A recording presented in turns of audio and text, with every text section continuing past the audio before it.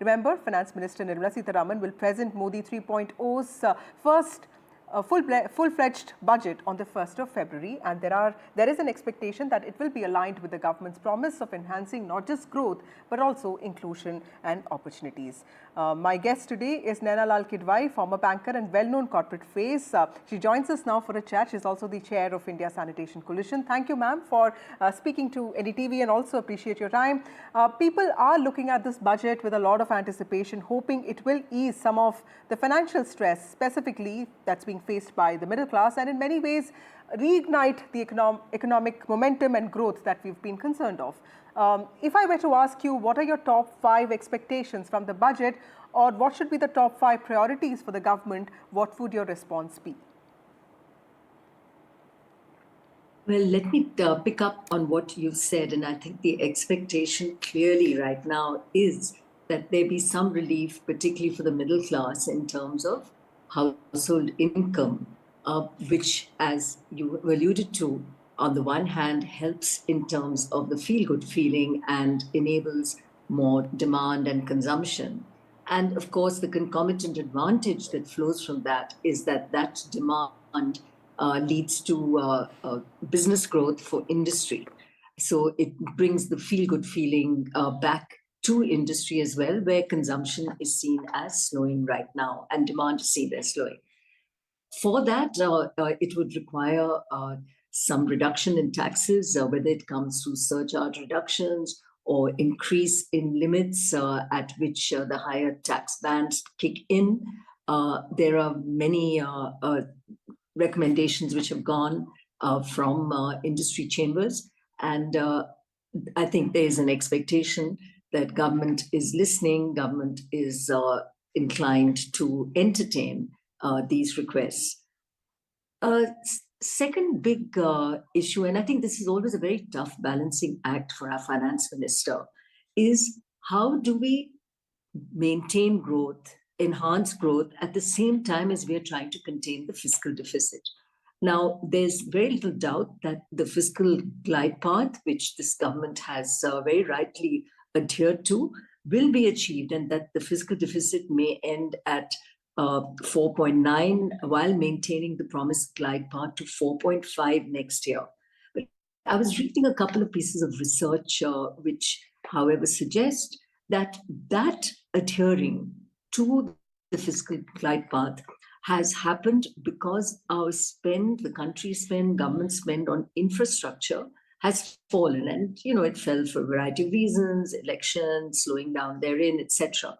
But if that is indeed the case, and our ask right now is that infrastructure spend go back up, because that capex spending, which is not coming from the private sector, requires the government to continue the spending. It helps in terms of logistics improvements, etc., as it goes towards roads and ports, etc. That if that spending goes up, where does that leave us vis-a-vis the fiscal deficit and the ability of the government, if it's adhering to the fiscal deficit, to spend in other spaces? And I think that will be the challenge, because I do believe it would be the wrong way of getting to the fiscal deficit would be to cutting back on expenditure, particularly government expenditure for infrastructure. So I would certainly be looking at that part of the budget very closely in the hope that we could, relying on tax revenue collection, adhering to the fiscal deficit, also keep infrastructure spend up. Now, right. A third area, because you asked for 5, push for exports. I think it would be very important for us to bring exports up. We've seen that the balance of payment surplus, in some of the studies I've seen, there's a suggestion that it could halve from an average of about $50 billion over the last 2 years towards closer to what it used to be, over the 10-year average, which is like $25 billion US. And if that is indeed the concern, that our balance of payments comes down either because FDI inflows lessen or because of crude oil prices going up, all of this would mean that the thrust on exports, which the government has been pushing for, must not just continue, but be at an additional level. Right. Ma'am, there's also a concern that it's a lingering concern around reduced demand for things like clothing, many luxury segments. We have an aspirational middle class, but also one that's cautiously holding back. What are the hopes that you have of a revival or a recovery? What is it that you see? Well, the revival will come provided there's some change in the metric right now, which is the spend. I think where we are looking at in an inflation type of environment, people nervous about where the economy is going. There are many jobs in the IT sector which are dependent on the US and the US's demand. And therein comes the impact of Trump and what is the new US Trump agenda going to look like, and how does it impact India? So all of this giving cause for concern is basically reducing people's desire to spend freely right now. So it's really back to seeing how we can arm people with that advantage of feeling free to spend, going out to travel, spend on tourism, spend in the economy. I would hope it's not limited to just luxury goods and demand. It really needs to be much more broad-based than that. Right. Ma'am, also this year expectations are particularly high for further adjustments in both tax regimes, potentially putting more money in the hands of individuals. How easy or challenging is it for the Indian government to reduce personal income taxes? Yeah, I think the impact in terms of what it will take away from tax revenues for government will more than pay off in terms of giving growth back into the economy.